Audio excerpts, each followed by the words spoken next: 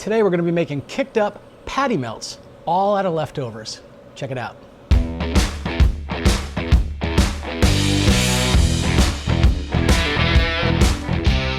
Now, one of the things I love about having a Blackstone is its ability to give you quick, fast, and simple leftover meals that are just phenomenal. And it's different than just having a sandwich or throwing something in the microwave on a weeknight. What we're going to do here is we've got some of this French bread. You've probably heard me talk about this in videos before. I love this stuff. Walmart sells it for like $1.50 a loaf. As long as you're going to use it all within a few days, it's perfect. They bake it fresh. If you go in the morning, sometimes you go up to the bakery section, they'll have them right there. Just ask them for a loaf or two. You can do the same thing with Cuban bread, those big, thick, fluffy loaves. That's also really, really good. Let's do this. I'm going to grab 4 slices of this bread. Now, this is about, I don't know, half the size of your average, regular sandwich bread.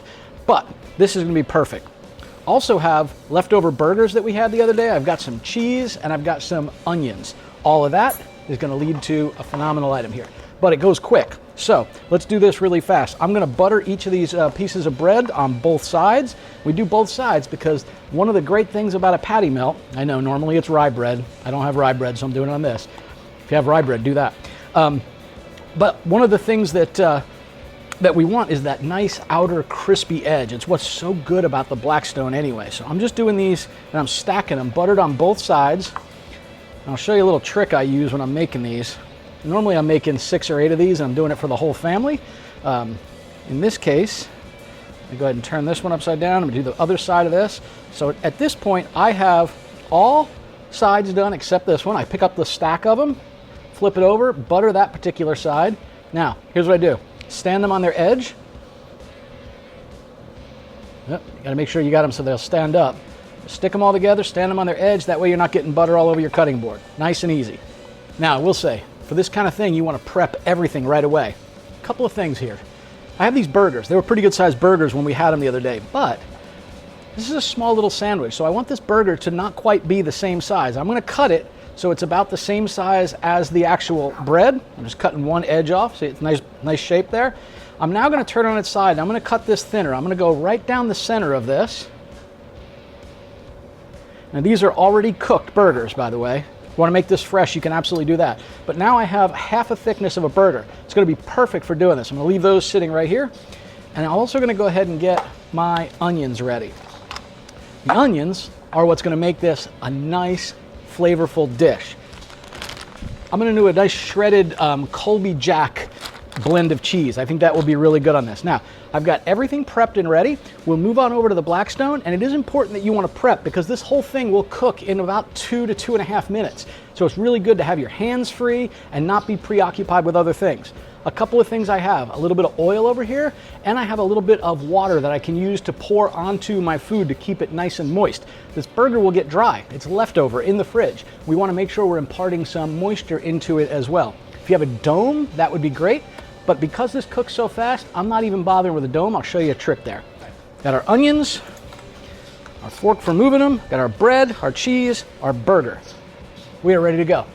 Let me go to the Blackstone and show you. All right, we've got our Blackstone here on low heat. I did low because I don't want this to scorch or burn. So I'm just gonna come in here with a little bit of oil, not too much. And then I like to spread that oil a bit. So I'm just gonna use my spatula and slowly go back and forth on it. That's all. I'm just gonna set that right up here. See, I've got a little bit of water in the event that I need it. First things first, we're gonna get our little burger patties right down here. There we go. And we're gonna add just a bit of water around it so that these guys will help steam up a little bit.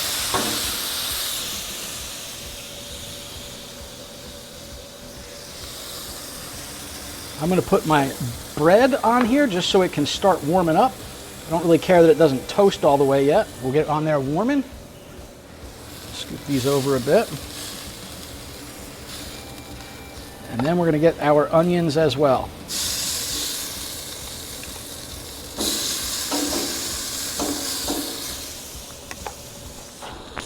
Now with these onions, I initially made these for French onion soup, so I want to cut these up a little bit so that they're just bite size. I'm just doing that with my spatulas. Turn it this way, and we'll do the same thing in that direction. There we go. And again, we want to add a little bit of liquid in here. We want these to stay nice and steamed almost. There we go. You just want to keep pushing that liquid right toward the items we're heating up.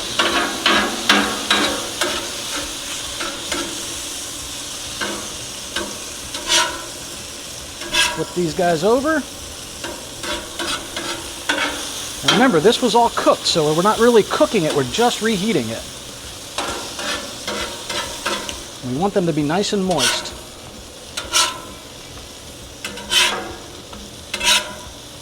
Now, flip these guys, we're going to toast this side, and then we're going to flip them over again.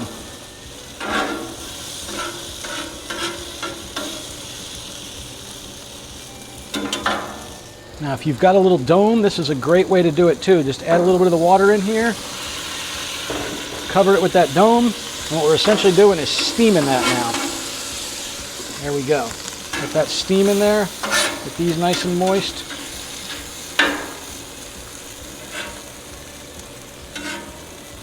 These are close, but not quite ready yet.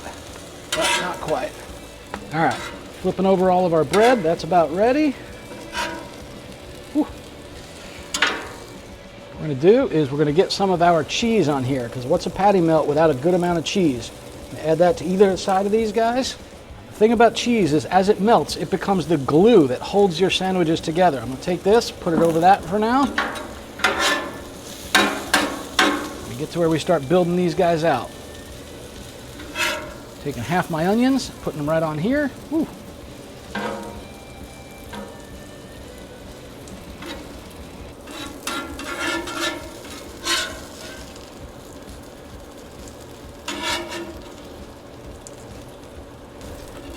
Taking the dome off of those back ones, we'll put it on these front ones here. Over here, same thing. We'll take this. Our burger going right on here. Just a little bit more cheese for our holding effect. Dome that up. All right, it is now time to construct. Now we're just going to take our little piece here. Go in the orientation that helps you do this easiest. The cheese on here helps hold the onions in place so that this is easy to construct when you go to build it. There you go. Because we toasted each of those bottom sides, they are about ready to go. That, I'm going to come right here to our serving tray. Serve these guys up. There we go. And kind of show you what these guys look like. We'll give them a try. All right. Again, I always like to rub off the Blackstone. Any crumbs that are on it, and then just re-oil it very lightly. And if there's enough oil on it, sometimes just clearing it off is enough. Especially when you run this towel into the corners, there'll be a little extra in those corners sometimes. There we go. We have our nice seasoning still on there. Run this along our edges. And just like that, we have leftover patty melts. These are phenomenal. Cut them up in halves, put them out on a tray for the whole family to enjoy, and you can have whatever you had left over in your fridge. Let's zoom in. I'll cut one of these in half. We'll give it a try and show you what it looks like. Well, there you have it, folks. Little miniature patty melts. Let's give one of these a cut and take a look.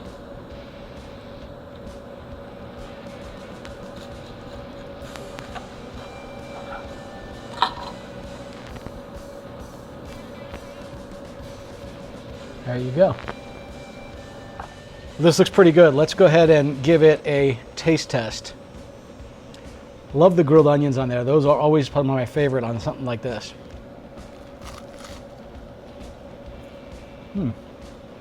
The crunch of the bread is absolutely phenomenal. The burger, it's a little bit dry, but with all those onions on it and the cheese, the whole dish seems really, really good. This is absolutely delicious. And what I didn't do is put anything on here. You know, if you want a little bit of ketchup or mayo or pickles, right? All of that's good on here, but this is in its purest form. Safe and happy griddling, y'all. Give this one a try.